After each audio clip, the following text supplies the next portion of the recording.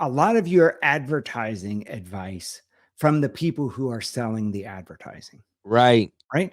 And Yes. so Yes. the Yes, the queen.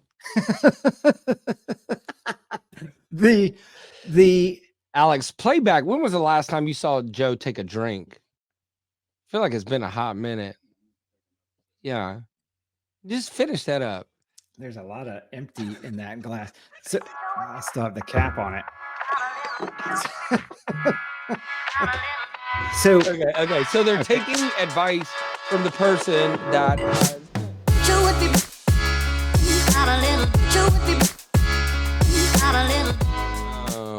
All right, what's on the agenda, man? What's going on in the furniture biz? well, listen, so Don't we've scream at me, decided. Joe. All right, You I'm can't sorry. start a thing with listen. I It's apologize.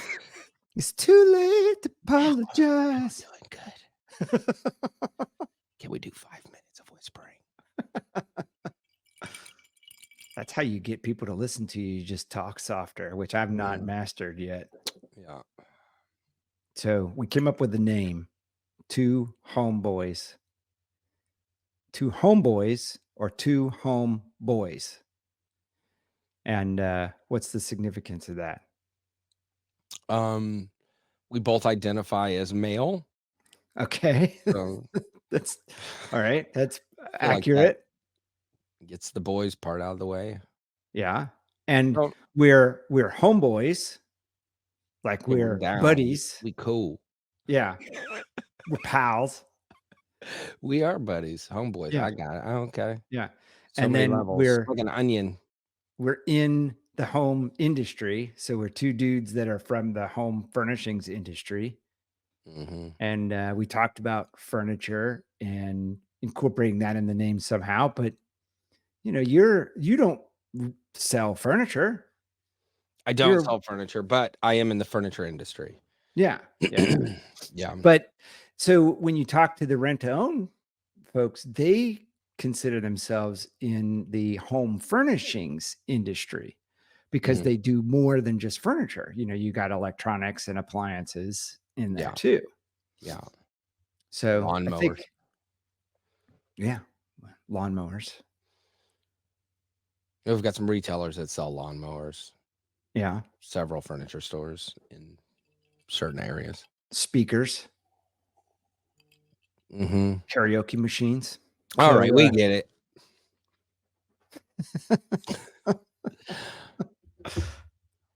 so So you want to talk about market? We've got High Point right around the corner. do you do something special? What do you got planned? I can't give it away.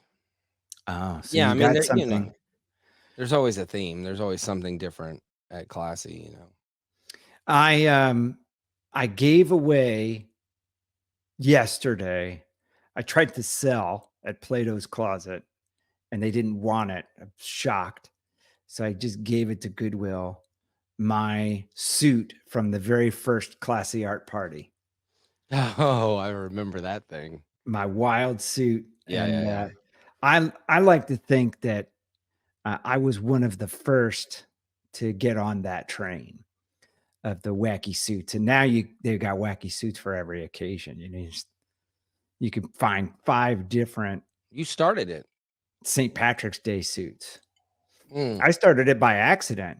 I did see a really cool St. Patty's Day blazer that I wanted, but I wouldn't have had it in time. Yeah. Because I'm going to be at the Trib show. Oh, you're going to be there too. Oh, yeah. I So didn't St. think about Patty's Day is Sunday of Trib. Oh, I didn't think about That preparing for that. blazer would have been perfect. Because Shoot. it wasn't just silly, like it's actually fashionable, looks good, and it's got clovers on like one half of it. It's pretty cool. I mean, that's when I think of suits that look good, I think of ones with clovers on half of them. So you're going to be in Albuquerque. Yeah. That's First pretty time. cool. First time at a Trib show? First time at a Trib show, first time in Albuquerque. Yeah. So I don't know if I've been to Albuquerque or not, but it's going to be good to have you at Trib. I'm looking forward to We've it. been going for a long time. I have kind of been to a version of Trib They had something in Atlanta, and I came down for one night and just That hung was out with it. my That was buddies. Yeah, that was it. That was the same thing. So Trib's home base is in Atlanta, and every other year they will do it in Atlanta, and then every other year it travels. And it's Okay. a so they do one once a year, and then they do the A Pro hosts one in combination with Trib. That's called Rent World. So you've got Trib Meeting of the Minds, and then you've got Rent World, which is hosted by A Pro and Trib, and that's 6 months apart from each other. And what's A Pro? What's the difference between A Pro and So, Trip? where Trib is the buying group for the rent to own industry, A Pro is kinda like the lobbyist group for the rent to own Mm, industry. okay. Yeah, I gotcha. so but they're fun, and, I think so and I tell this to all my friends who are kind of entering the Trib world. Crownmark is new with Trib, and there's a few others, but their members are really faithful and loyal to the participating vendors. Um, but there is a ramp up period that's pretty lengthy because it gets a little frustrating to do 2, 3, 4 shows and kind of like it's not working or it's not catching on or you're not doing enough to make it worthwhile. But obviously depending on the product price and service or what you're offering, do they need it? Uh Once it starts catching on, they're very loyal and committed to the vendor partners. So I've enjoyed that group quite a bit. That's good. That's Yeah. good. I'm excited. I've heard a lot about it and, heard that there's, they're just kind of good people too. Yeah, and they're run really well. Yes, they are great people, but uh, they they're on top of everything. Like, there's nothing, like, left to the imagine like, I don't know how to explain it. There's no, like, oopsie daisies in setup or nobody knows where to go at what time, like and they always have, like, these fun events, like, this time they're doing a hot air balloon for anybody who wants to go on a hot air balloon. Like, this is before the show even starts, and they'll do things like rent out I think they rented out the Dallas Cowboys stadium one time, and we had dinner on the field, and so a lot of little cool things like that that are completely not necessary, but they're like nice touches, that people like go home and talk about. Yeah. And so that's the event is that way. Yes. Gotcha. Now, I find that in the whole rent to own industry is so interesting because, um, you're dealing with people that often, will just stop paying. And then collections is a part of that business or going out and getting your furniture back. And I, like as somebody who was in furniture, sold furniture, that was the worst part of business. If there was some reason why we had to go back and get something from a customer's house, which was rare, we didn't, people paid before we ever delivered it. But, there's unusual circumstances. Maybe somebody's unhappy and they're stopping payment on their credit card or something like that. So there are yeah, scenarios where you have to go and get the stuff back. It's but it's always like, but so it's like tense and but for them, that's a part of their business. So yeah. they're well versed and practiced and have the systems and processes, right? Yeah, I mean, I think it's admirable and because it's just such a part of the business that we would do everything to avoid. Right. You might even say to somebody, "Just keep it." Like, I don't I don't I want to don't go wanna through go it. get it. It's Yeah, not like, worth the $500. Just keep. yeah, you you know, so it's remarkable, and they don't see like, everybody that I've met, they all seem to be real happy, they're not walking around grumpy because they're dealing with people that are not paying them. That's another thing, like, if I would have a hard time not taking it personally when somebody's not paying. Yeah. I think it really takes a special demeanor to do that, to be in that world. Yeah. Well, I think, you get adjusted to it, right? Like anything. repetition, and there's a detachment. Yeah, yeah, I'm sure if you grow up in that business or if you work in it as somebody that's, in the store as an employee before you become an owner, it's just what you know, and maybe you Mhm, just don't know any different. It's just how it is, and you don't take it personal because it's not really a personal thing. People aren't mhm. trying to screw you.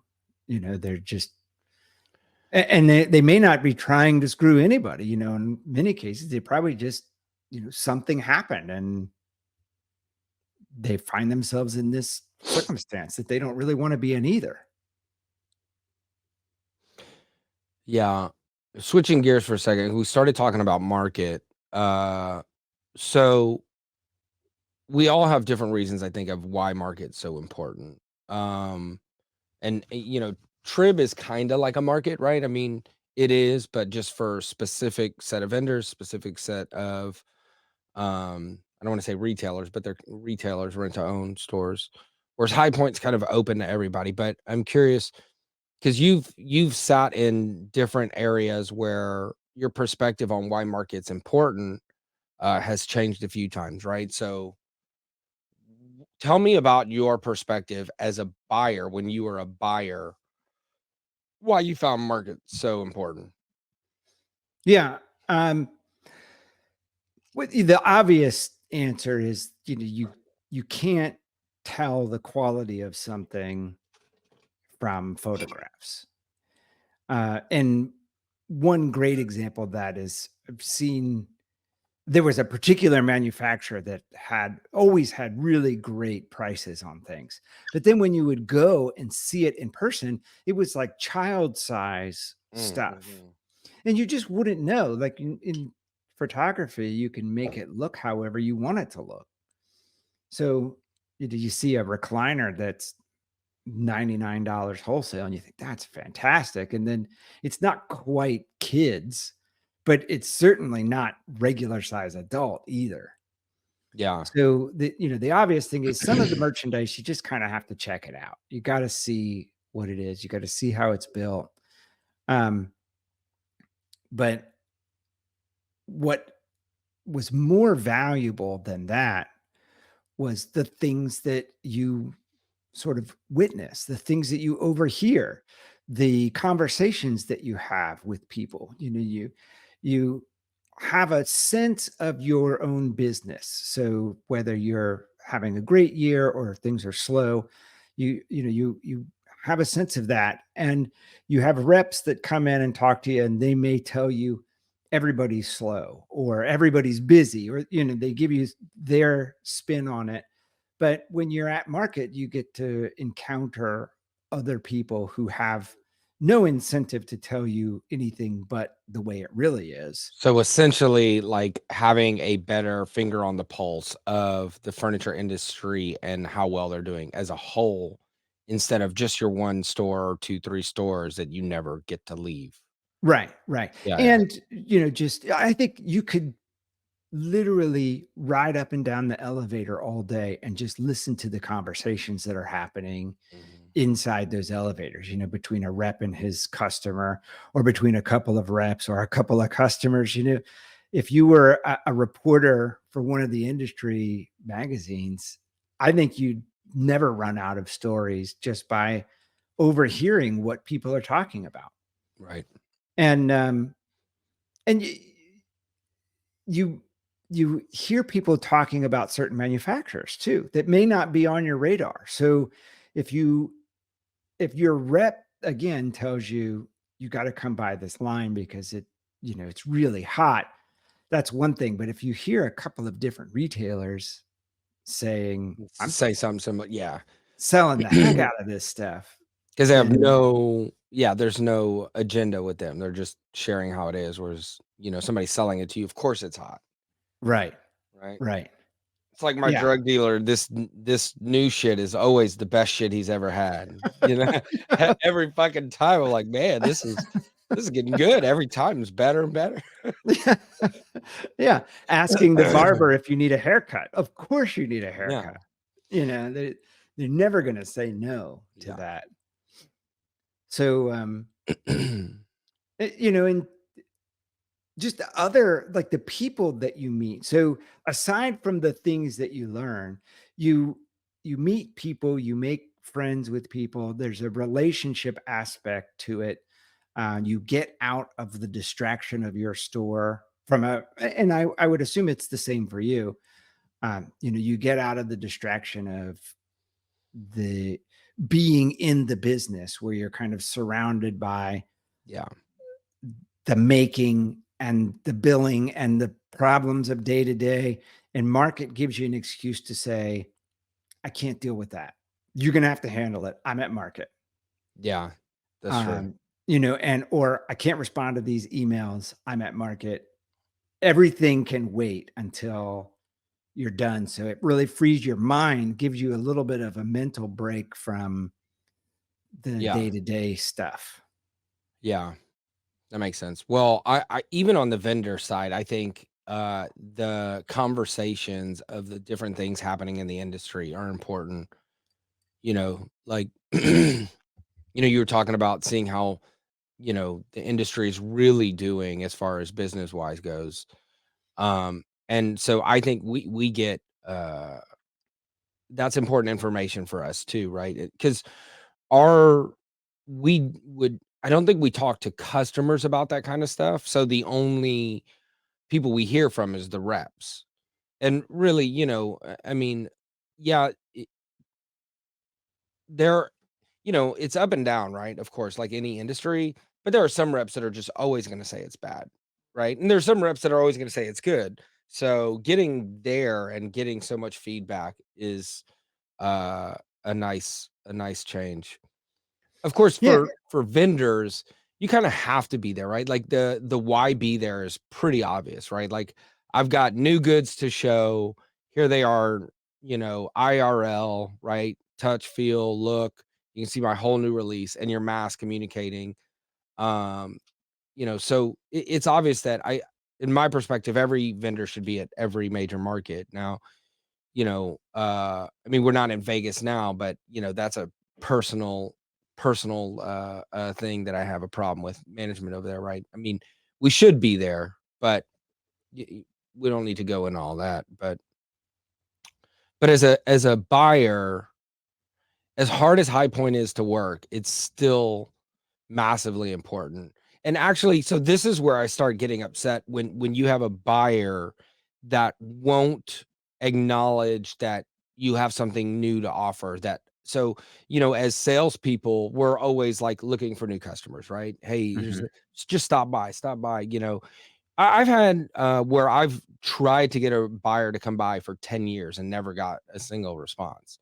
And for me, that's like, okay, you're not doing your job. Like, and I know this is going to be controversial for any buyers that are watching, but like, if you are not looking outside of your current vendors, you are doing an injustice to your boss, to your employer, because your job as a buyer, you should know every vendor, every type of product, who's better at this, who's shitty at this. Like, that's your job, is to have, if I'm a case good buyer, I better not just have my finger on the pulse. I better live in the pulse when it comes to case good. I better to know, what does Crown Mark excel in? What does Acme excel in? What does Coaster excel in? And where are their downfalls, right? That is literally my job as I see it as a buyer, right? Of course, I'm not a buyer and I am biased, but it is frustrating. It's like, I know I have a product, for example, like, and I'm going to not make this a sales pitch, but we had that one product line that's been just literally the hottest thing in wall decor that has ever existed in my life in wall decor, right? And it's like, I know this is going to sell for you, right? Like, it is, every single store we've sold it, tested it in, is buying every single month and sometimes even more frequently. Like, just look at it, and you just can't get their attention. And I understand that they have, 20 sales reps in their area calling on them. Okay, it's not that big of a deal. There's 365 days a year. Just give it a look. If it's not your bag, just say it's not your bag. Or if you need quicker lead times, just say you need quicker lead times, but at least open the conversation, Yeah. right? Well, and so you I are like a I feel like buyer. I just went off there. Like, my bad, buyers. I didn't mean to No, no, scream no. at you. No, that I mean, that's great. But you are a buyer also. I am a Whether buyer. you're buying wood, you're buying pieces of glass, you're buying prints, you're buying artwork, Yeah. you're And I can buying tell you about every the single vendor rights. in my industry. I can tell you what their strengths, weaknesses, prices, lead times. I can tell you all that stuff. And I'm a CEO. I shouldn't need to know that information, but I do because it's important. If Yeah, you don't yeah, understand your supply chain, you know what I mean? Like, especially, I mean, look at what just happened with COVID and all the inventory issues.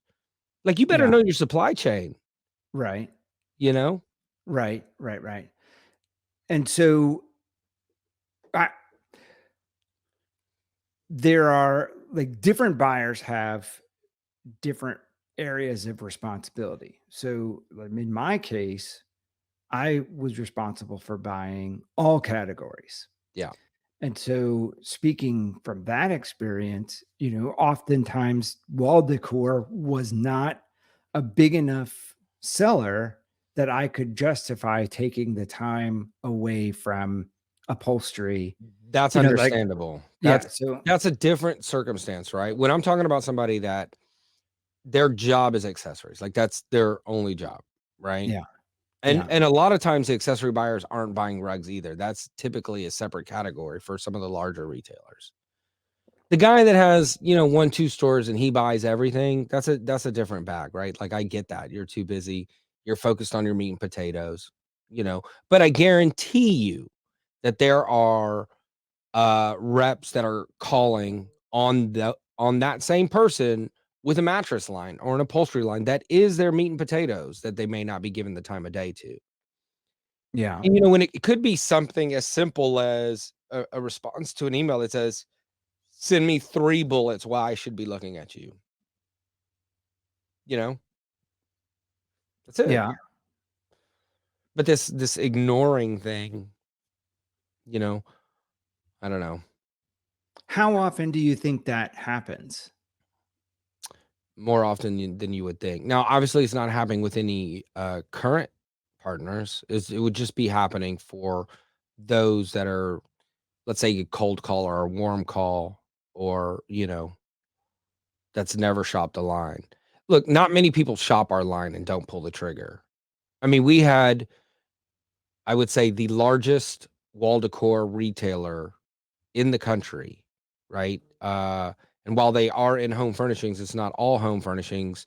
Uh, they came in the showroom. They were going to try it. They were going to give me the 5 minutes I promised them to come in and check it out. And when she was all done making her selections, I said, "Okay, well, we'll email you the lineup." She goes, "Oh, no, no, no, no. Go check inventory right now. I'm putting this PO together today. I'm not gonna leave.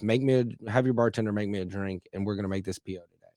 I think people, and I guess that's not always the case, right? Like, some of these buyers have heard those promises, get to a line, and then it doesn't meet expectations or they're disappointed or whatever. So I guess Well, yeah. our situation's a little different. People don't recognize, because you get there and it's a vibe.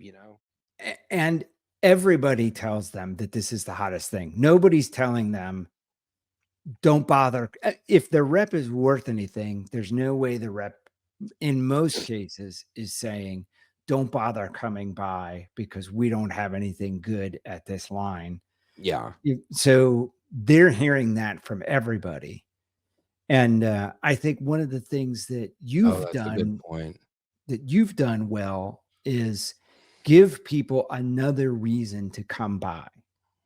That's not just come shop the line, and you did that with some blowout parties Oh, and yeah. or window, making your window display a spectacle of itself, so that now what they're hearing in those elevators is not go check out classy art because they have the hottest new piece of Mhm, wall mhm. decor. They're saying, "Did you see the puppy?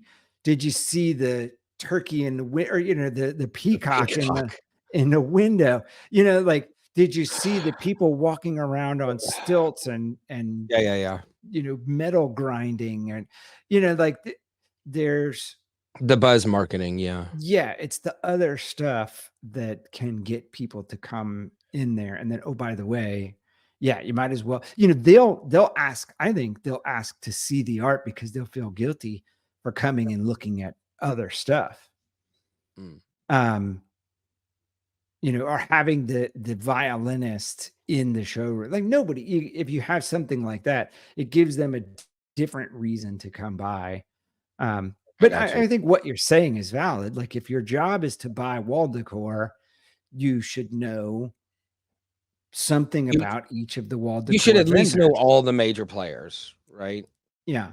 And so, but I wouldn't, maybe they don't know that you're a major player, Mm. or maybe they have 2 days and they have 50. I don't know how many wall decor companies there are. Yeah. Maybe there's too many for them to Well, and maybe I come just see all of expect them. maybe we all have this kind of egocentric mindset of other people are like us. So for me, if I only have 2 days, I'm not wasting those days on my current vendors because I should be in communication with them every day, every week, every month, whatever that looks like. I should already know what they're going to be launching at market before I get there, or at least right after. And I already know their quality, I know their service, I know those things. For me, market's that opportunity to find that diamond in the rough, that vendor that your neighbors aren't buying from, that vendor you've never heard from, you never seen, you don't know what they do, right? For me, Yeah. so like my factories in China, right? Like they're always like, "Hey, why don't you ever come to the factory? Why don't you ever come see us?" And I'm like, you don't wanna see me. Like, if you see me in China, that's because we have a problem and I'm there trying to replace you. You don't wanna see me. We can do this on email. You can ship samples, we got video chat. It's 2024, right? Yeah. Well, and so I would say that most of the showrooms that I visited were showrooms I was already doing business with. And I don't think that's rare. I think that's the I know case for that's a the lot of norm. buyers. Yeah. That's the norm for sure. And from my perspective, it was, these are people that I already trust. Yes, I kind of know the quality, but I still don't know the scale. I don't know. Yeah, I could tell what's new from photographs, but it's not the same. And sometimes the stuff that's at market hasn't been photographed yet, and it's what's coming, and maybe Yeah, it's, seeing it from them and that's they fair. don't have Yeah. it yet stops me from putting the similar item in that slot from a different manufacturer who maybe I don't like as much, but I really like the style. Mhm. Um, so I would spend a lot of time, most of my time, at showrooms where I was already doing business with them. Mhm. Um, and I found it hard. And, and I would come and spend 4 days or 5 days. And no matter how much time I spent, it was never enough time to get to all of the places I wanted to go. It wasn't enough time to get to all of the places I was Yeah, I already get that. working with, Yeah, that's and true so, too. um, Yeah, that happens to us too when we're shopping at our shows. That makes sense. but So then you the gotta really prioritize. and, you find time to get to the things you are really interested in. So maybe that being interested is the showroom that's giving away a car, or the Mhm, mhm. showroom that had belly dancers, or the showroom that has the fabulous lunch. You might go to the showroom with the great lunch twice. Yeah, that's right. And then You might go to the complain. place with the best bar 10 times. Yeah, and then complain about how you don't have enough time to get to all of the places. That's It so happens. true, yeah. There's a lot of people that will park in our showroom for half the day or longer, you know? And complain about how they didn't get enough done. Yeah. Yeah. Yeah. Absolutely. So there's a lot of things at play, and I think, from a manufacturer standpoint, the best thing you can do is, uh, make your place a destination and make it interesting. And your fucking products are not interesting. "Fuck You you, know, man." not you, everybody. Like, your power Yeah, yeah, yeah, no, I headrest. know. If you're the first motion supplier to ever have a power headrest in your sofa, then you're interesting. But now it's not interesting. For Everybody's got 6 it. months Everybody's until got everybody has it. USB ports in the, you know, Yeah. if you're the first wall decor to have USB ports, I had it for 10 years. Listen up, everybody, we have USB ports in our wall decor. they're not part of it. We just also have USB ports. We just tape them on. They don't do anything. It just That would be funny. it's pretty good. It's gonna be in the front window. Come by and check it out. Yeah, that would be really funny. Just tape a couple of dummy USB ports on there, Yeah. and people are like, "Really? What?" And you're like, "I'm just kidding." So you know, we were talking about the importance of market and, you know, it's interesting to see how important you guys, Tango and you, Terry, and everybody find market, and you're not on either side. Like, you don't have a showroom, nor are you there buying, right? You're a service provider. But I have seen y'all's growth, over the last 5 years, just astronomical, where I'm like trying to introduce y'all to new clients, and now y'all got more clients than you can handle. But tell me, like, market for you guys, like, what's your perspective on it being in that middle ground? I mean, I know you like it, love it, and all that stuff, but Yeah. Well, first of all, we would never have more customers than we can handle. I'm We can only joking, handle but all of yeah. it. No, I'm kidding. Mm. So, yeah, our perspective on it, I think, is unique, and gets criticism from even within our own company. That thing is Sorry, awful. okay, okay, alright, I'll stop. Uh, it's What do you mean criticism? Who so people question, like, why do you go to all of these shows? Why do you send 3 people, 5 people, whatever the number is?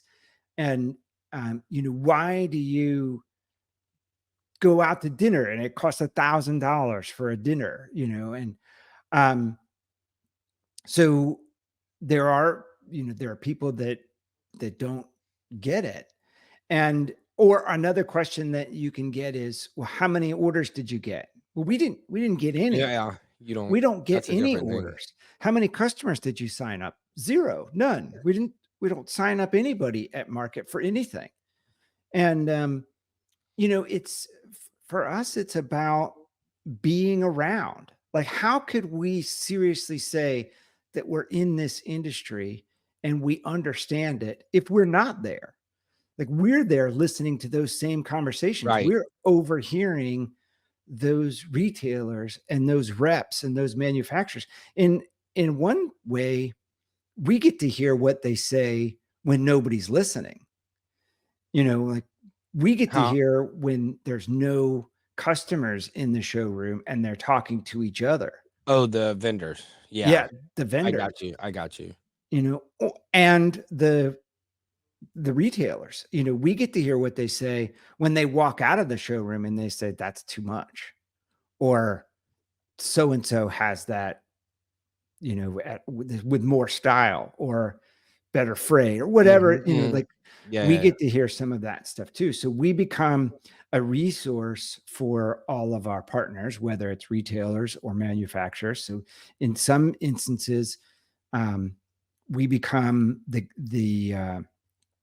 conduit for some real information, which I liken to somebody I hope we have on the podcast someday is David Larkin, and Oh, yeah, he built a career gotta have have 'em. being a conduit of information. Yeah, yeah, Uh, yeah, yeah.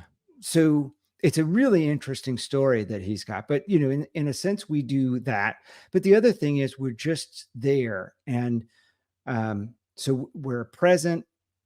It's a display that we're engaged in this industry, and also we're meeting people, and they're getting to know us. like Wanna know who else we need to have on the podcast who has made a career of information? Patrick. Patrick Henley. oh, yeah. The I mean, literally, it's an information-based company, right? He's the Google of the industry, essentially. Yeah, yeah, yeah, absolutely, but in a different way Different way. than Yeah, a whole David. yeah, for Yeah. sure. But he has m more information that is systematically provided to him by customers and vendors and reps, and has harnessed it and is allowing those participants to transact within it, Yeah. right? Yeah. Yeah, I mean, he is a really smart dude, and we Terry and I, Terry, the owner of Tango, we often refer to Patrick from AMP as the smartest guy in the room, and I love that.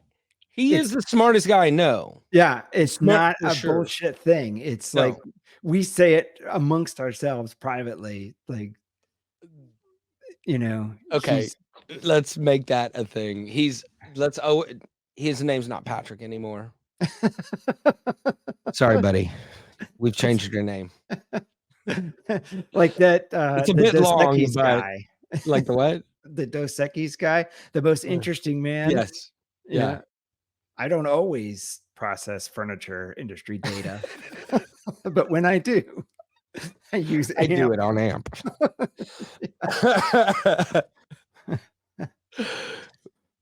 Uh, Yeah, so for us, like, our cycle is really long to get a customer. mhm, We're out here, and you rarely hear us pitching things. We have meetings with people from time to time, and it's a great place to meet mhm. because we're all there together. Us and the prospects are there together, but um, it's we spend a lot more time just hanging out and getting to know people and Yeah. understanding what this is all about than we do pitching. Well, yeah, so I'm kind of similar when I'm at the FMG symposium, right? Because the FMG symposium is full of the owners, the CEOs, presidents, etc., from all those, uh, major, essentially the largest independents in the country, right? Is what the best way to coin them. There's not an accessory buyer in the room, right? Like, Right, right. The I, the buyers don't come to that. right, and it's one of my favorite events of the year. We haven't missed one in a decade. I don't ever plan to, and it's kind of the same thing. We're just there. We're, sitting at a table, having a meal with somebody you've never met, and you get to talking and become friends. And I've developed lifelong friendships from this thing that person will never be my customer. Now, the entity that they're representing may be my customer, but what I find is that in every single one of them, it has come into play where that relationship was useful from a business standpoint. Whether, the buyer I was working with has been fired or quit or whatever, I'll call Kevin. Kevin, who's my new guy over there? Okay, cool. Thank you. Or there's some debacle. I know the buyer's doing some shady shit. Hey, Kevin, listen, I don't want to be a whistleblower, but here's what's going on. I want you to protect your stuff. This is what I see. So those relationships are super valuable to us, right? We're not there pitching, we're not there selling, we're just interacting with other humans. And it's beneficial for both parties that are involved in that interaction. Yeah. Well, and it's easier to do business with your friends, and Mhm. it, you feel safer. I feel safer, and I think one of the tricky things about being a buyer is that everybody's your friend, and it's not until you're not a buyer anymore that you realize the people who were just your friend because you were a buyer. And Yeah. so Oh, that, yeah, yeah, yeah, yeah. I think becoming friends first helps a lot. Yeah. And that is, not different than how I became a buyer of your products. We were friends long before I ever bought a piece Oh, of tell the wall story. decor. I'm just making some adjustments. Oh shit. I think that little thing there. What, did you drop There's your bracelet? Oh, this isn't distracting at all. no, just Nothing people like to hear more than fumbling around with a microphone. um so I had this new product line that we were doing really well with.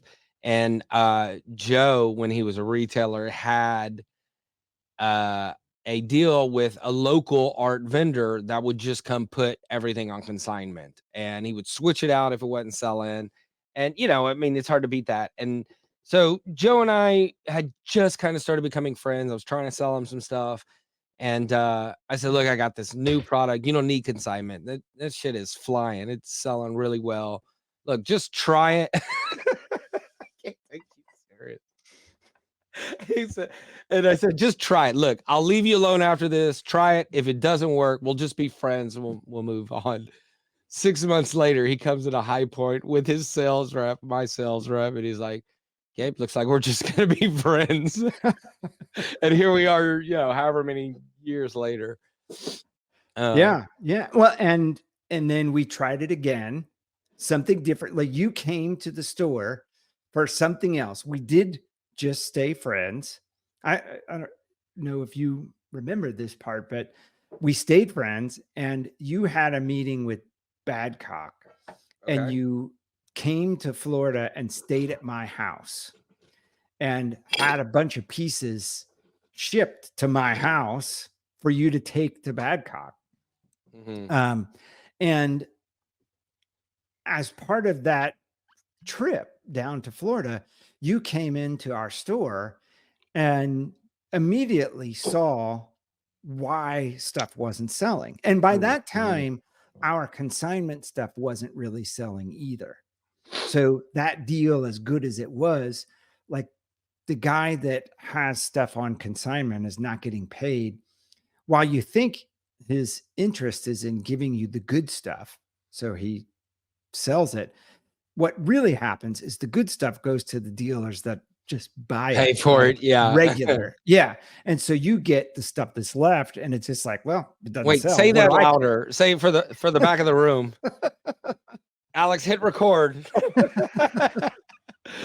Yeah. We're gonna You put this on the internet. yeah, you get the stuff that otherwise is Right. just gonna sit in the truck. Something that's selling well shouldn't need to be on consignment. Yeah. Right? So Like, and I don't think a lot of people recognize this, but the purpose of net 30-day terms is so that you can get the product, move through it, and pay the bill for the products that you've sold. That's why net 30 was created, right, right? right. Yeah, it takes you 30 days to sell it. Makes Yeah. perfect sense. So um Unless you buy from one of my competitors, you're looking at 90, 120 days, 180 in some cases. has a birthday. We light a candle for all these products that aren't selling. Holy cow. So you came into the store, um, probably just for fun, meet my dad, stop in because you were already in the neighborhood, Yeah, you know, that's and right. and after looking around the store, you said, this is hot. Like we had it stacked, leaning against something, and the customer would kind of flip through it, and you said, you got to display this stuff. And our walls, like we were at a big warehouse store, like the showroom part of it was 50,000 square feet, but no walls. It was a more of an outlet kind of environment, a warehousey kind of environment. So we didn't have walls up to hang art from. If you hung it, it was around the perimeter of the building, Mhm, which is all weird. That's not where the best stuff is. All the good stuff's in the middle of the store. mhm, Um, and so you turned us on to those racks or stands or whatever that mhm, go mhm. between two sofas that are back to back. And then you can hang pictures on each side of those. And it allowed it for us, it acted as a room divider, Right. yeah, of sorts, because you have a big piece of art there, but also it got the art out with the furniture and on display as opposed to just being a thing up by the counter that you flipped through the way you Yeah. flip through it in some of the discount, Well, like you know what's funny TJ Maxx is kind of stores. when we first started, when Jonathan and I came in, like, that was the pitch was, "No, no, you wanna put them by the counter and you wanna flip through them. People are touching them. You're gonna sell more." And that's, where we had gotten, and then, we came up to stands and lots of other creative ways because you've been around long enough to know that, like, stores used to have walls throughout the showroom and had room vignettes. Mhm. And, somewhere around 2007, 8, 9, I don't know, all that shit went away. It was every store you go in now is just a box with 4 walls. So, those stands are not new. They've been around longer than I have. We just found a new creative way to make them more functional, easier to use, better quality, whatever, whatever. But, we did a study, about a year ago, and we looked at retailers that had invested in those stands, and what we're trying to figure out is basically trying to put some proof to, hey, this helps you sell better, more art, right?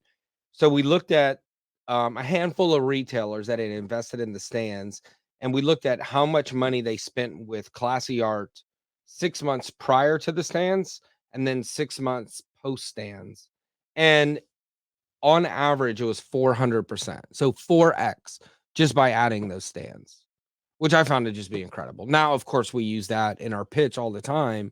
But you know, And well, it doesn't really surprise me.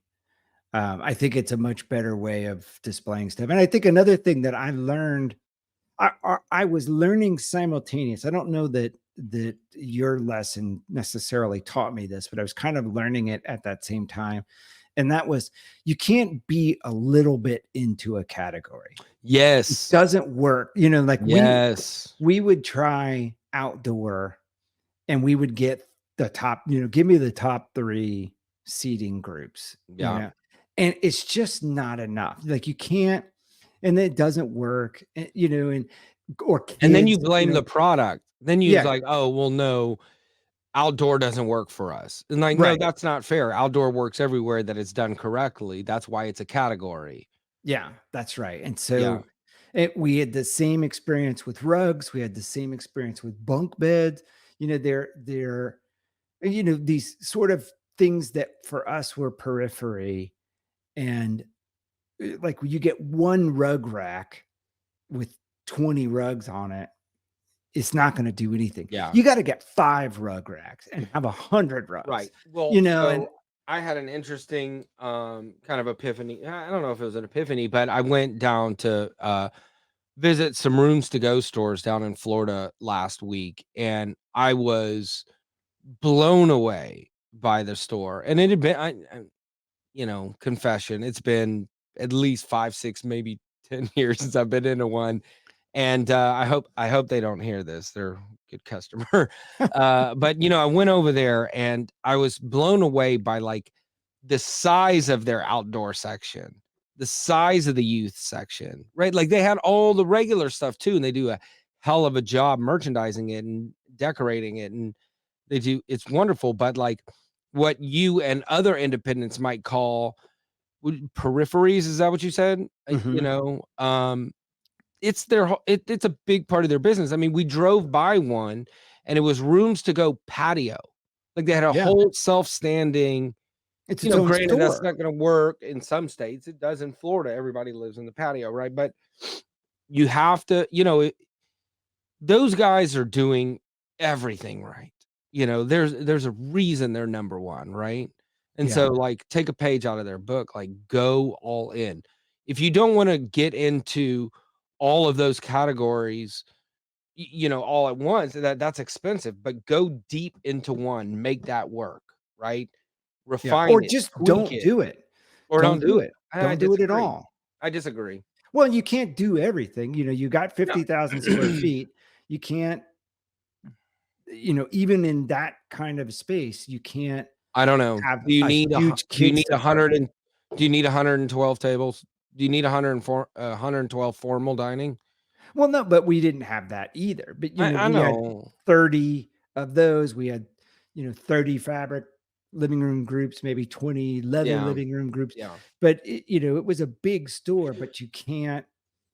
I my thing is, we see this all the time. We see further and further market consolidation. Like this happens all the time. And we're in a period right now where we're seeing it, right?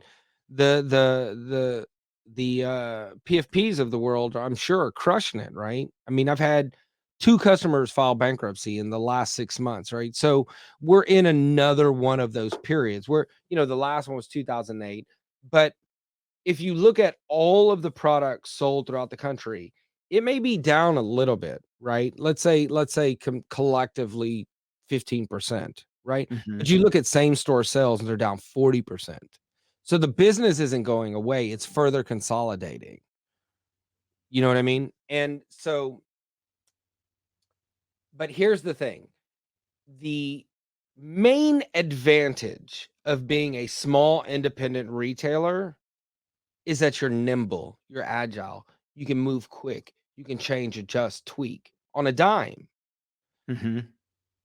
That's the only way you can beat the rooms to goes of the world, or at least try to keep up, right? That's your competitive advantage because they can buy things faster, cheaper, they have better advertising, all those things. So your main advantage is that you're nimble because you're small, and none of them are using it. They're all set in their ways, right? Like, Well, not I not mean, all, but not all. yes. I'm speaking in Right. generalities, but so many people are set in their ways and like, well, this is how we've done it, and oh, waiting for the tax money to come in, waiting for it to change up. We're waiting for an uptick. We're waiting for Trump to be reelected. Whatever it is, they're always waiting on fucking something instead Mhm. of how do I become profitable right now in these market conditions? How do I grow in these market conditions? Right? Whereas those big guys, it takes a lot to move that shit, right? Yeah. Well, So, and and they're doing it though. it The change that a rooms to go makes could take 6 months to move 5 degrees, whereas an independent can move 50 degrees overnight if they wanted to. yeah, absolutely.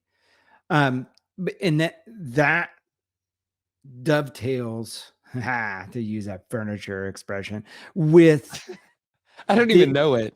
you don't So know what a dovetail I is? guess I'm not in the furniture business. No, what You're I not. mean, You're fired. fucking A accessories. dovetail is a type of wood joinery.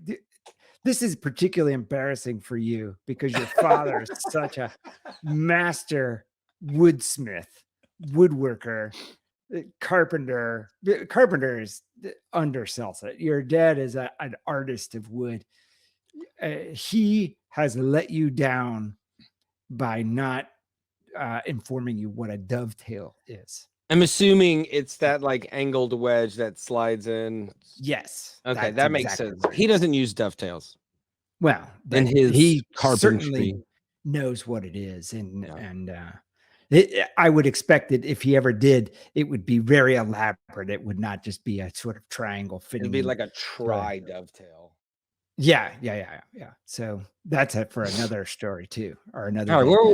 what were we talking about? But so the dovetailing of this is just like for you, like so you're saying from a buyer, a wholesale buyer's perspective, they should be shopping every store so they know, or every manufacturer so they can know what all the deals are. They know who's got what product. They know the Not all, shipping it's impossible information, all, but but the major a part. lot. Yeah. And so a retail shopper should also do something similar. Like they should go to multiple furniture I stores. disagree They completely. but hear me out. So if they went to these, then they would know who has the right sectional with the right material at the right price and can get it to you. If they just go to one and they find the one that they love, and they may be overpaying for it by But a that's thousand it's bucks. not They may their be waiting job. 6 weeks. I know, Somebody isn't but paying them to do that, and I find that I would assume that the more strapped for cash you are, the harder you're price shopping, right? So there's an Right. entire part of the population that doesn't give two shits if it's $50 cheaper at the other store down the road. Like, I'm just gonna run this one errand and try to consolidate I need a living room group. We're gonna go down to XYZ, find a living room group. Yeah. Okay. But if you're those retailers, you have to make it more enticing for people to come in. So if we use a similar thought process, like it's really in your best interest. So you're the buyer for your household. And so you do still have a fiduciary duty to your own checkbook and savings Yeah. account and your kids' college and all that crap. Okay. So you have a bit of a duty to get the right thing. He said duty. And so if you were that store, you got to do something interesting to get people to come there. Yeah. Some people will come there because they just have been coming there forever. Just like the wholesale buyer is going to come to the showroom because they've been buying from you forever. And so they're Mhm. just, but you want to attract new people. Maybe you have to do something beyond just saying, my sofa is the best sofa at the best price and I have the best service. You need to do something interesting to get people there. You need to have peacocks in your window and people on stilts. And, then people start talking to their friends. You're not going to believe this furniture store that I went to. It's weird. I can't even explain it. Like, There was a monkey jumping on the bed. Yeah. yeah, they have a tiger in a cage there that you can see. Have you And heard of so a mini marmoset? no. So Is there are that a these monkey? monkeys. They're this big. They call them finger monkeys, and I'm on the verge of Whoa, buying a couple. whoa. My office with the lady who does our logistics, our outbound logistics, she's always joking. She wants us to get this cat or buy a panda. I don't know. There's always something, but she sent For the those things. office? Yeah, yeah, for the office. And I'm like actually considering these mini monkeys. They're so cute. He's shaking his head. No, no, they're little. They're tiny. I have friends that had like actual monkey pets. Not like a chimpanzee. Yeah, that'll tear your face off. But anyways, hate to I, get distracted. but that Speaking of Alex, we need a Joe Rogan Jamie. So like if that's we're talking Alex. about a damn dovetail, you got to pull up you know what I'm saying? So Oh, you need, yeah. yeah. And then he Hey, look could, that up. Look that up, Alex. And can I'll look he, over there like there's a screen or something over there. There's can he put it on our screen? Yeah, yeah. I bet he could if he could Yeah, like yeah. screen He's share got his and whole get up over there. All kinds of yeah. equipment. Sure. Don't, and Probably fly Alex a can never plane. be on camera. We just have to leave Alex as the off camera talent, like yeah, Okay. the behind the curtain magician that Oh, pulls all he's this gonna get a together. mic too. So he's on. Yeah, that's right. I like it. I like I what you're think saying. he should have a mic, but it should be a little far away so it still sounds like he's not like mic'd up. Yeah, yeah, yeah, yeah. I like that. Yeah. It's behind it. It's attached to the back of his shirt. Yeah. That would be great. So, okay, so fiduciary responsibilities to your college, your kids' college. I get Well, it. so I'm, So being extreme, but the point is have something the interesting and fun that people are gonna talk about. right. From the retailer standpoint, just, Yeah. like you you're going to die if you're just selling Ashley furniture and that's it. And you're just a furniture store. And you just Yeah. like your big claim to fame is you have this motion sofa in a different color of brown. Yeah. No, well, I mean, nobody's coming in because they saw that ad and that sofa's that price, and that's kind of what the industry is built on. I think, like, advertising, we're so bombarded with advertising that nobody's really actually reading the content of the things that are in the ads. I think the biggest play on the biggest part of advertising is the mind share that's developed for those people that are consistent and can continue to target that audience repetitively, whatever that audience is, right? So if you're newspaper, stay big enough where they're going to always see you. If you're direct mail, stay direct mail. You can add channels, right? But stay in that for a long time and break through the clutter of whatever that is. If you're TV, you got a lot of clutter. All of these things have so much clutter. I think the key to any advertising is removing the clutter, breaking through the clutter, doing something else where there is no clutter, right? And so I do find that most retailers are going these traditional routes, whether it's a mailed circular, newspaper circular, TV, radio, whatever. And it's Yeah. just, if you're complaining about diminishing returns, do something different, right? Like, you don't wanna let that go, just get a better deal, stay less relevant, put that money somewhere else where there's less clutter, and I do think that that's one of the things Jonathan and I, do really well is remove ourselves from the other advertisers. Like, when you see our ad, it's because there's no other advertisers out there, right? And I've got, a million stories of how we've done that, but we're lucky enough to have that guerrilla, marketing, roots that we came from, so but Yeah. that translates to retailers too. Yeah, absolutely. Well, and there's a marketing trick that no marketing sales rep is ever going to tell you. And so for most retailers and manufacturers, yourself included, you're getting a lot of your advertising advice from the people who are selling the advertising, Right. right? And Yes. so Yes. the Yes, the queen. the the Alex, playback, when was the last time you saw Joe take a drink? I feel like it's been a hot minute. Yeah. Just finish that up. there's a lot of empty in that glass.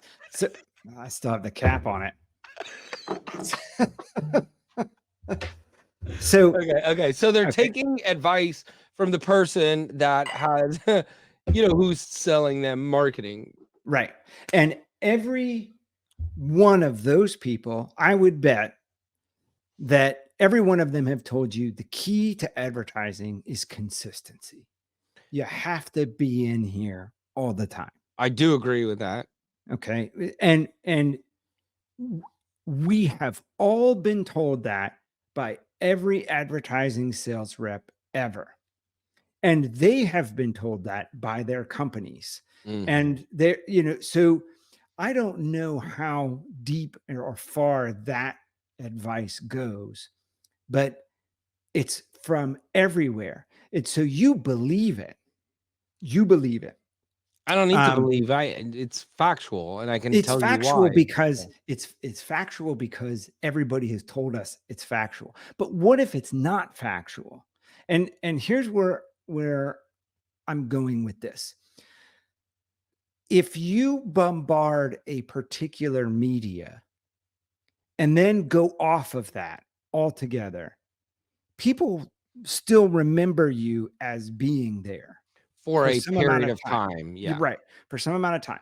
And then, so if you did if your entire budget on billboards for some amount of time, and then you stop billboards altogether and you put your entire budget into radio or whatever else, people still remember you as the guy who's got the billboards everywhere.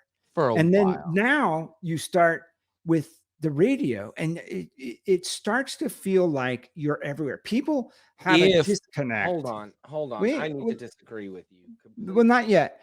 People have a disconnect for the time between these things. So if you totally dominate one media, then that has a staying power that lasts. It's so I think that what a lot of retailers don't do is they spread themselves very thin. So instead of like dominating TV for some amount of time. Maybe it's 6 weeks. And I'm going to use traditional advertising.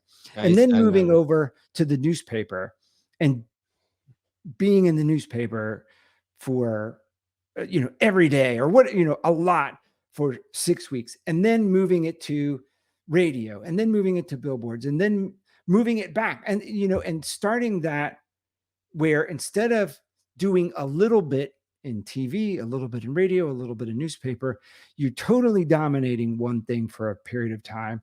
I think that has a much bigger effect on the consumer's mind. And then you move it. So it's not like you only do that. You move it to the next Okay. thing. Okay. So I get what you're saying, but I wouldn't move anything. Here's why. So you've got this group of people who are getting the impressions from TV, from you dominating. Now, there is an expiration date when you cut those off. They will forget about you because there are other people who will fill that void who are advertising on those same TV medias. Right. Now, while we think billboard you in the way you're speaking is the same audience. That is not the case. Billboard is an entirely different audience. Now there may be some overlap, right? And I don't know how you would there's some overlap, but it's a different audience. And so the way what it should look like for the greatest efficacy is if your strategy was dominate TV on this one, two, three channels, then you do that and you keep doing that until you can afford to add another audience. Maybe you can't dominate billboard, but you can go into billboard, right? So you're going to dominate the people that are crossing 59 and Hillcroft for that time period. And that's you. You own that corner and that's the same people. So they're getting that impression all the time and then you can add another billboard and add another until you dominate billboards. But and I know like repetition is everything. Now, this is completely industry specific, right? There are some industries that mind share doesn't matter, but mind share matters in a lot of industries. And what mind share is, and I you do you understand the concept of mind share? Hmm. Okay, so for the viewers, what mindshare is who's the first brand you think of when you think shoes? Maybe it's Nike. Who's the first brand you think of when you think soda water? Coke, right? So those companies are really good at developing mindshare. And the reason that's important is I don't need fucking furniture right now. I'll need it.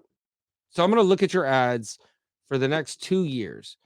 But when I need furniture, who am I going to think of? And so that is the mind share, right? You want to take as much mind share in that consumer as possible. So letting go of the television that you've just been dominating for the last 5 years to completely let go, you just threw away all that mind share that you've built up. That's equity in people's brains for people who tune into those three channels, you're going to throw away. So I Well, wouldn't recommend that for anybody. and I disagree with you. Let's go. So, because people don't get to that next point. So they don't get the retailers often, if they want to dominate a certain thing, they never get to the threshold where they can now dominate the next thing. So that's where moving it gives them a piece in each of these things. And I think that if you were to dominate one media for a certain amount of time, one thing that happens is people just get immune to seeing you. So they start ignoring even perhaps more than they would have before. And you have you're in the minds of all the people who use that media. So you're in the minds of all the people who travel that road or who watch that TV station or program or whatever. Yeah, for Read that. that time period. So when I need that sofa, I think, okay, I'm going to XYZ because that's the first thing that comes to my mind. But if you let go of that, and Well, there's a but you're time period. coming you're coming right back to it. So you're not abandoning it forever. You're just making it appear like you are everywhere because you're doing all of this stuff.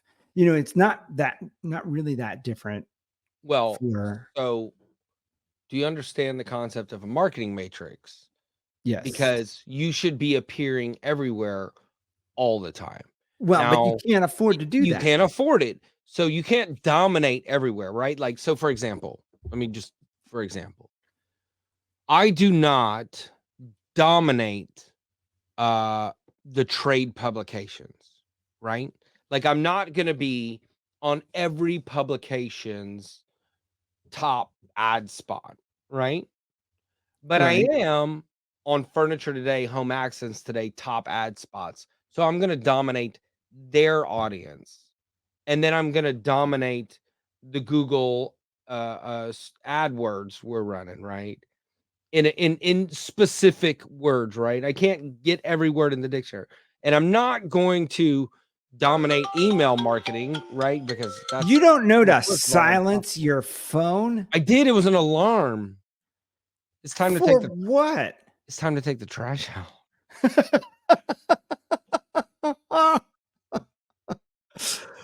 Uh, Like this advice. so professional. Yeah. All right. Don't listen to me, y'all. I can't. I can't. But you know what I'm saying? So you're not going to dominate all avenues of all channels. And, Yeah, I budgets are important understand. too. But so you do have to be in every touch point possible, right? I think the problem with retailers is that they're only pitched traditional means.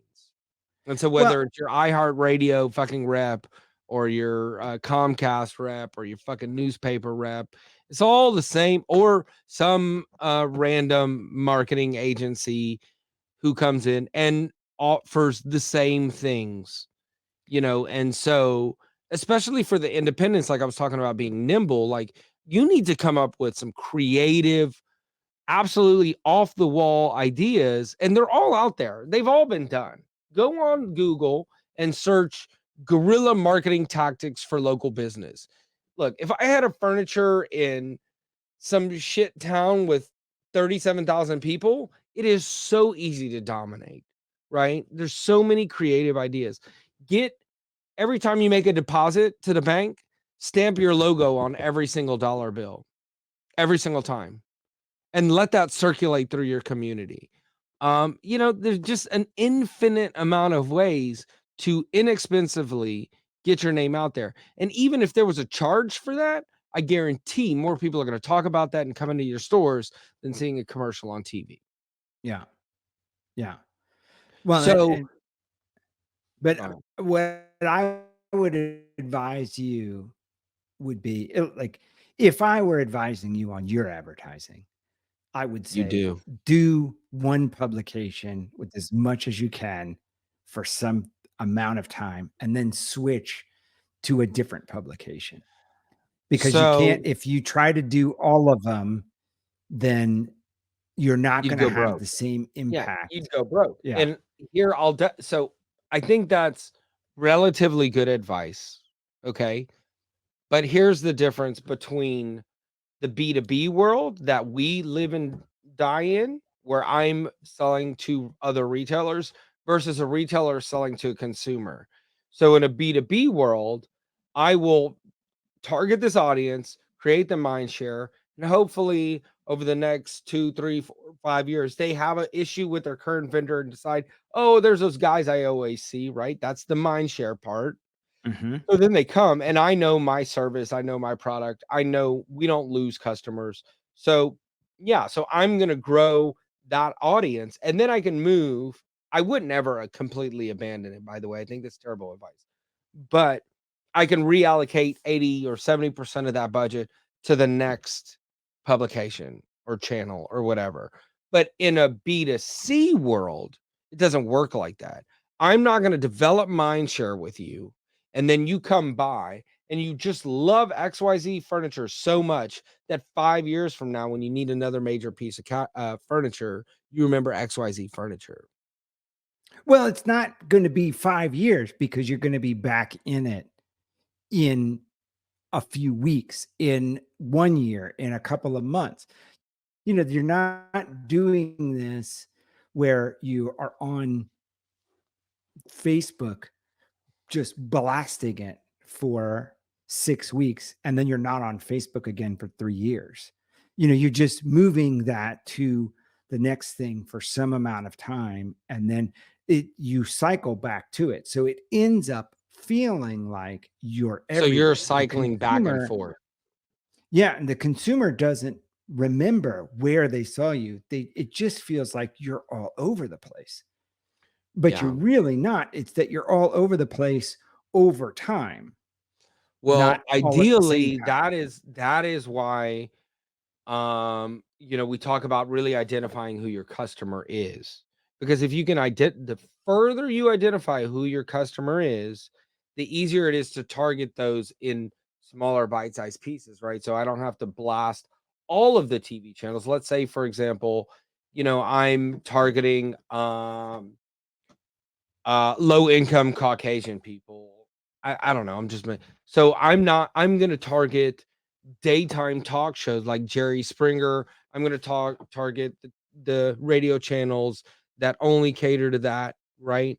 I'm going to target I don't know, the I'm just making shit up at this point, auto trader for that community, right? So like you take these little bite-sized pieces of a more vast mix so that you're always everywhere to those people. That's the idea of a marketing matrix. A marketing Well, matrix has lots of legs.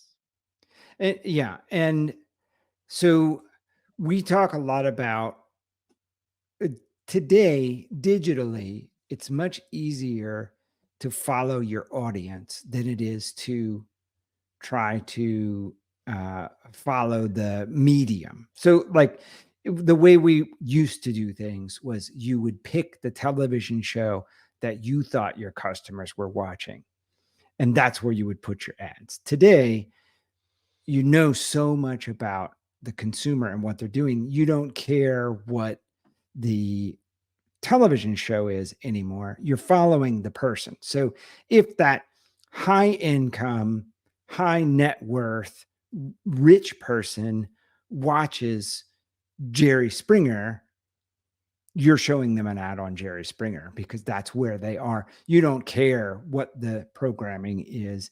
If the low income person is watching The Masters, which you would think of as a high income type of programming, you show them an ad on The Masters. So that is a function of this sort of digital age and following the audience that you can do today that you can't do. You have to advertise in thousands of different places because your audience is all over the place. They've got something on TV and they're looking at their phone while they're watching their TV show. So they're so distracted and they might be popping through two different apps on their phone. They're playing their game. And then while their game is reloading, they're over on social media. So, but this concept that I'm talking about is investing heavily so that if your person is on Jerry Springer or if your customer's watching Jerry Springer, you're every commercial that they see for some amount of Yeah, time. okay. Dominating You that thing, right? and so I think that it's something that people don't do enough because it's in the rep's worst interest to say only advertise with me for 6 weeks and then go off of me for 3 months and then come back and like give Yeah. me all your budget for 6 weeks and then go do something else for Yeah, 2 they're never gonna months. say that. Yeah. And Whereas if you worked with somebody like a Tango, where you're an ad agency, you're not working for this, that, or the other. It it doesn't we don't care. harm you to Yeah. do so. So you would recommend doing that because you can still buy that media for those people. I mean, I don't know. Do y'all do Right. media buys? I don't. Yeah, yeah, we can do Yeah. that. But yeah, so we're agnostic to the platform. Right. But but the mind share thing, like we would say you do need to be out there all the time. So it's not that you're advertising heavy and then you're taking off and not advertising at all. You need to be somewhere all the time. And one of the examples that we'll often use is in almost every town, there's an attorney. If I say personal injury attorney, there's somebody that pops into your mind as like the guy, or Mhm. maybe there's two in your town, or a couple, but there are usually a couple of standouts as that's the you know as soon as you say it, I don't know if I would use them or not, but they kind of immediately come to mind. And then to say, well, how do you know about them? And in Florida, in Tampa, Morgan and Morgan was huge. And come to find out, Morgan and Morgan is in a lot of places. So that's an example for a lot of people. But if somebody said, who's the most famous attorney in town? Lots of people would say Morgan and Morgan. And then if you say, well, how do you know about them? They're everywhere, Everywhere. or it seems like they're everywhere. They got billboards and they got radio. I'm And not disagreeing with that. Like, I yeah, think that's the matrix. but and that's the mind share part of it, is they're Right. everywhere, or it seems like they're everywhere To for a all of certain time. subset of people. Yeah. So most retailers can't afford to be that for all people. So you really have to narrow in and target who is that customer. And I think the first step is looking at who's coming through your doors now, right? What is the majority of people? And just narrow in on those, and then go look for the channels and platforms that those are the areas that they're watching, listening to, playing in, etc. Right? Yeah. So Yeah. but I think a lot of people are not doing that. And I don't know, maybe they are. A lot of people are, but there is a large group of people who don't. And so then you're wasting a lot of marketing dollars that aren't producing returns because you're hitting them 1, 2, 3 times, but that's not really who's going to come in and buy that piece of furniture. Yeah. Yeah. It's not enough. And you're not doing it enough to make an impact. And if you want to be everywhere. Okay, You so for the retailers watching, you as marketing is your profession. Mhm. What are like kind of 3 takeaways that everybody should be doing or not doing? Um, so we consider Google search foundational to any advertising plan. And the reason for that is that person is going online and saying, where can I buy this right now? Okay. There is no other advertising. So it's the equivalent of the yellow pages. So Yep. if you were a plumber or an attorney 20 years ago, you had to be in the yellow pages, Or you'd and never get business. you probably you might have made your name a plumber, Yeah. because you were trying to get at the Right. top position in front of those people who needed a plumber in So that is this fair? That is foundational because you can do all the other advertisement anywhere, but if you're not coming up in the search, you don't exist. That's right. And Okay. so So you and have to do that. you have to do that. That person is ready to buy right now.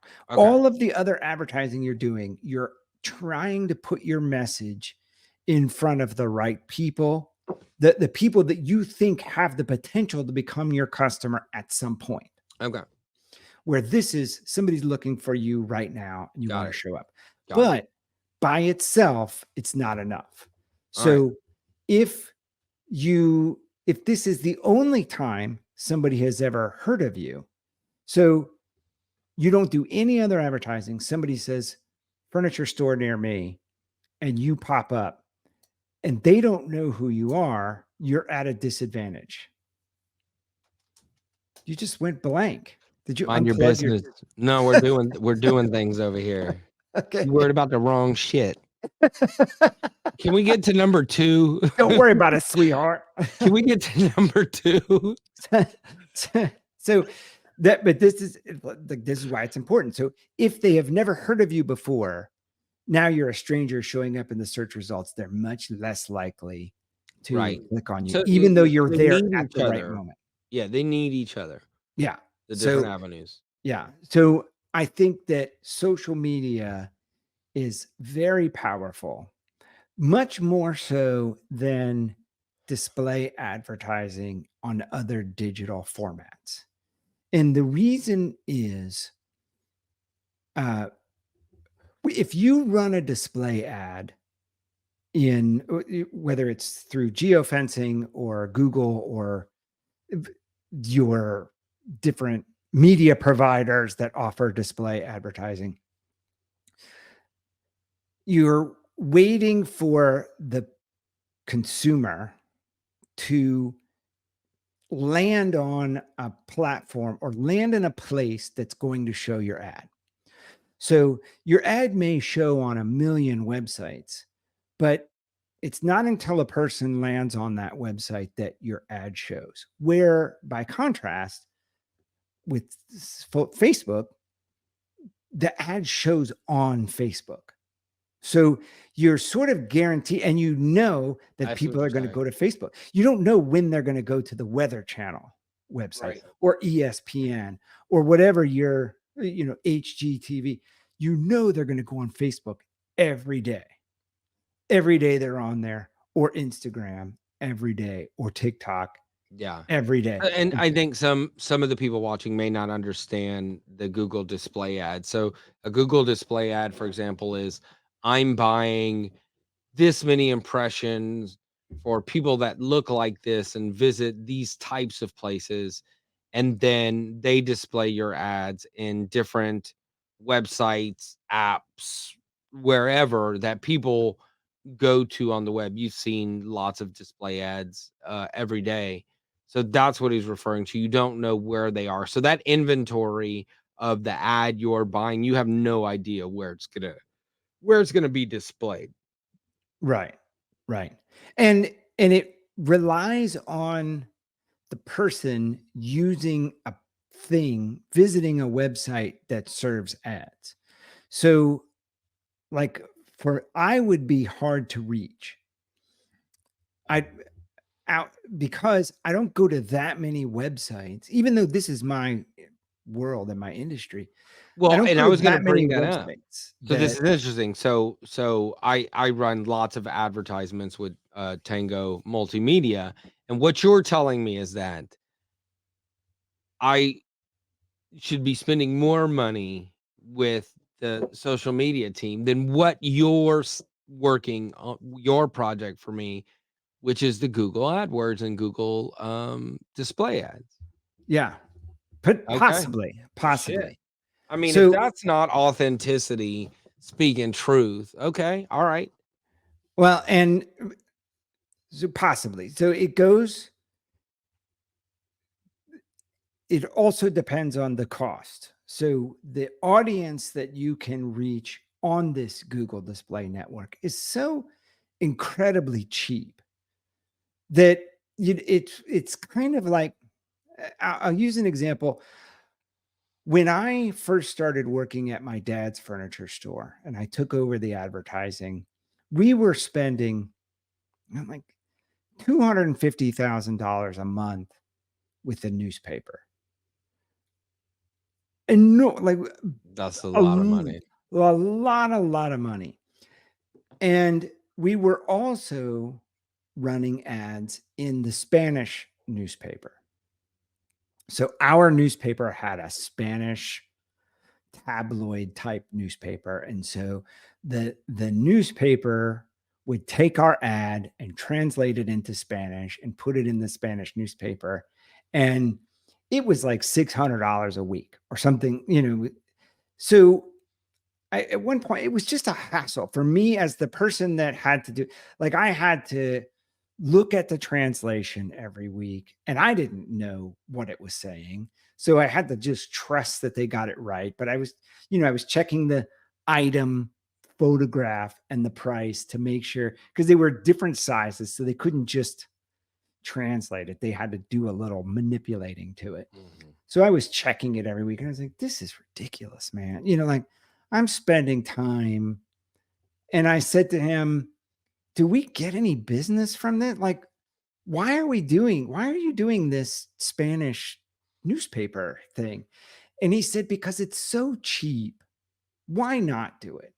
So he had no idea if it was working. But in the grand scheme of things, when you're spending hundreds of thousands Yeah, of yeah, dollars yeah, a yeah, yeah. month to spend another 600, if there's a chance that it's doing something. And I use that example often um, with retailers who are comparing their advertising to bigger retailers, and it could be that, like when you see that Rooms to Go still prints, you got to take the trash out again. The hell? So when you No, see Rooms to kind of Go funny. prints a thing that they mail out, and you think, well, mail must be working for them because Rooms to Go is spending a fortune printing these. Like, I know what it costs to print a thing and send it to every house in my neighborhood. This must be working for them because they keep doing it.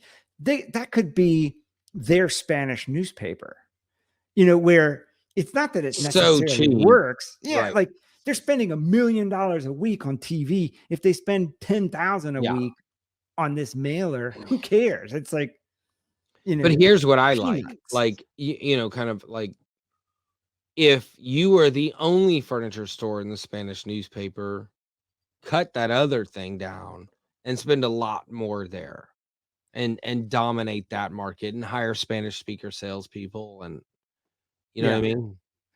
Which, Are we gonna we get to number 3 though? I'm like, are we on the like well, so the I would say the number 3 depends on your business and your market and what you're doing. So it's not the same for everybody. In some markets where there are lots of other stores, geofencing works really well because you're that their closing ratio is the same as yours. It's 30%. So 70% of the people are walking out without buying anything. So that's your audience. And the game is following the audience. the It's retarget of people you've geofenced from your own location? from your competitor's Oh, location. I love that. Oh, yeah. So I'm a big So fan of geofencing, period, but from your competitor's location. from your competitor's Love locations. that. But Imagine getting real specific and putting the items that, on the display ads, the items you guys are both running at discounted rates. yeah, you could do that. Yeah, You you can do could that, say, yeah. and you could just buy an item for that and say, Yeah, I know that they're advertising this sectional every week at 9.99. Whether Imma the just customer's buy it interested as or a not, l they're becoming famous for that sectional. I'm loss going to do it leader, just run it at 4.99, yeah, 6.99. Yeah, yeah, you could do that kind of thing. But that doesn't work in every market. So if yeah. you're the geofence salesman, you tell everybody to do that. And then people get turned off because, like, well, I tried it and it But didn't work. but Well, it's if a retailer's working with a agency that they trust, that they know that's gonna bring them, the truth of the matter, it's a different thing altogether, right? Like, yeah, "Hey, it's this works different. for you. Hey, this doesn't." And that's the perk of working with an agency as opposed to your newspaper rep. Right. Right. Right. Right. Yeah. Well, and I mean, I'm that's a not trying to make it whole a tango different. commercial, but No, no. that's the truth. Yeah. It's a part of what who we are and what we do is that we're not committed to any particular platform. Yeah. So it gives us the flexibility to say to you, this isn't right for you. Got So it. but there's another problem with that whole world. And that is most of the digital advertising. is being sold by the traditional media companies. So your trusted TV rep who you've been buying TV advertising from for years. You know them. You've been on vacations with them because the TV station's taking you on vacation. They are My ad agency doesn't take me anywhere. I'm a little hurt. it Uh, you Tango is never going to take you on vacation. Terry, listen, we need to speak. But I did it. I literally was taken on fabulous vacations. I was in the suite at at Is he Justin I Bieber. are you I just rubbing this in my face because my agency won't do that? Or, like, is there some sort of benefit to the viewer? Because 'Cause I'm not seeing the benefit. It feels personal. I'm just you're paying less. I You're need a break. I need a somebody break. I'll be back. somebody pays for all of that. It's not Yeah, free. yeah, yeah. But the point being, like, the person selling the digital advertising is often that traditional media rep who says, "Hey, we know this is kind of the way the story goes. We know TV's not working the way it used to, but now we offer digital. We can do your Facebook and your Google, and we can do display advertising and retargeting. We can do geofencing. We can do all that stuff for you. So we know, we know radio not as good as it used to be, but we can do all this other stuff for you now." And they charge significantly more because they're making up for all of this lost income. So they're charging a price that's much higher than what it needs to be for that. They're oftentimes just reselling somebody like us. They would hire somebody like us to white label this solution for them. And so the retailer tries it and it doesn't work because of how much they spent. So oftentimes it's not that the sometimes it just doesn't work. Sometimes geofencing doesn't work for you because you don't have enough competitors with enough traffic. So you end up showing your ad 1,000 times to the 8 people that went into your competitor store Yeah, yeah, down the yeah. street. You know, and Yeah, so sometimes it just doesn't work because it's not right for your market. Sometimes it doesn't work because you paid $4,000 for it and you got 2 sales off of it, and the math just doesn't. But you could have perhaps paid $800. So if you get 2, so it's not that it is a bad platform, it's that you overpaid for that, or maybe it just doesn't work yeah. for you, So that's why number 3 is, Oh, finally. well, number number 3 is unique to, like, there is no solid number 3 that I could say for every furniture The the retailer the this p works. I think that number 3 is, uh, every matrix is different for the individual retailer. There Yeah, is no, "This is a set plan that works for everybody." yeah, yep, I think that's fair, and, and you could even say number 3 might be just do something different in your store. Oh, I like that. That's my speed. Be Do be something different, different. be different, give people a reason to talk about you, be different, you Yeah, and know? if it's not, and you could do it in so many places, right?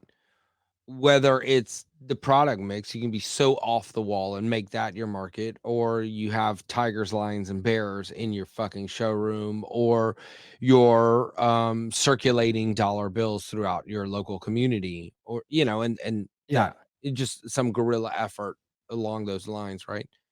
right, Yeah, I like that. Just be different. And so we used to, and I don't have a whiteboard or anything, but in entrepreneurship school, we talked about, this triangle type of situation, and it was you, a competitor, and customer, and value going to the customer, but the right here was differentiators, right? And so what is the differentiator for you?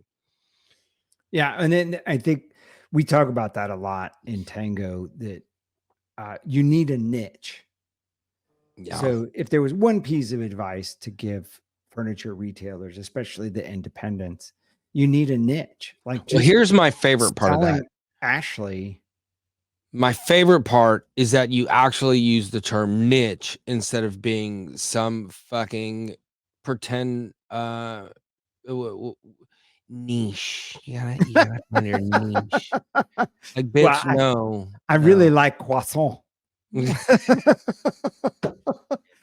call that a wrap. They look at me funny when I go to Burger King and order a croissant. Yeah.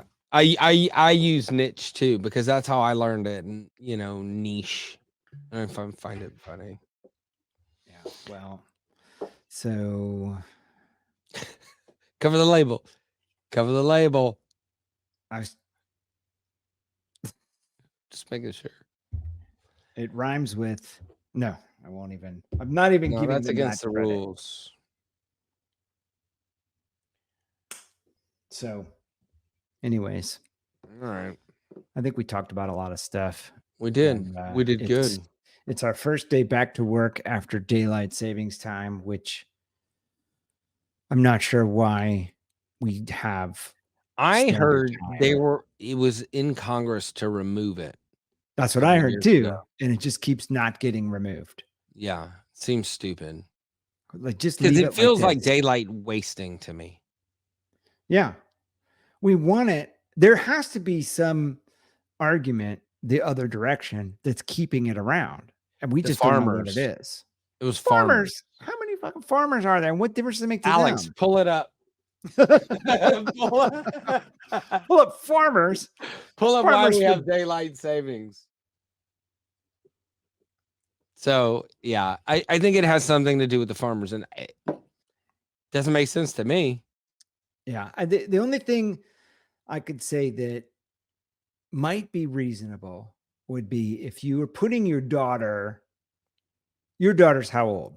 Should be 10. 10. So if you're putting your 10-year-old on the school bus and or you're dropping her off at the bus stop and it's dark. I don't know if that's the case or not, but Yeah, but like, if that was the difference, like, but you spring forwards, now it's darker. it's darker now. It's pitch ass black when we came to work today. Well, but this is the time that we're lobbying to keep, which would mean if it was dark today, that means like all the last several months, it would be. How do you know which side dark. we're trying to keep? We're trying to keep this side because we want it light later in the day. Oh, right? I don't know. We like that it doesn't get dark at 5. You want it the other way?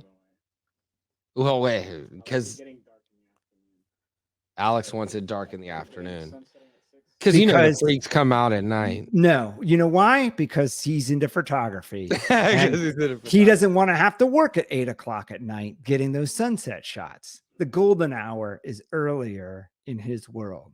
Am I right, Alex? Yeah, that's correct. You got it. He nailed it. I like it dark earlier too. Well, because you trying to get out there. I just told you why. The freaks. All right. So we're gonna take a hiatus because next Sunday we will both be in Albuquerque. Yeah. And then the following Sunday you have some. We might be able to do something. I don't know if it's this or not, but we can play with ideas. So yeah, we'll be at Albuquerque at the Trib Meeting of the Minds show. Yeah. And maybe by then Alex will have our first one edited.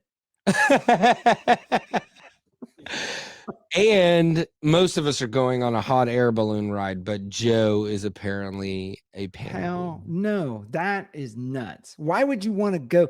If somebody told you, I'm going to put you in a basket in a balloon powered by fire, you would say you're out of your You're fucking right. mind. However, I could have sworn, correct me if I'm wrong, that you wanted to propose to your fiance on a hot air balloon, and I convinced you otherwise. Okay. Yes. And That now, I forgot about that. it's a bad idea I for forgot about leisure. that. I mean, maybe that one would have been tethered. We'd we'd have just gone up to the top of the trees and Okay. all right, yeah. And with that, All right. thank you for joining the Fair what are enough. we, two homeboys? 2 homeboys. Two 2 homeboys. homeboys. Yeah, All right, make sure I you like it. guys like and subscribe, hit the notification bell so that you get notifications when we post new videos. Yeah. And say a prayer that we're able to convince Joe to redeem his manhood and find the courage to join us in the hot air balloon. No, I No. am, I got more sense than testosterone at this point, so I'm letting it go. All right. I All will right, believe. man. Sure. Well, we'll see you guys at the next episode. Catch us next week.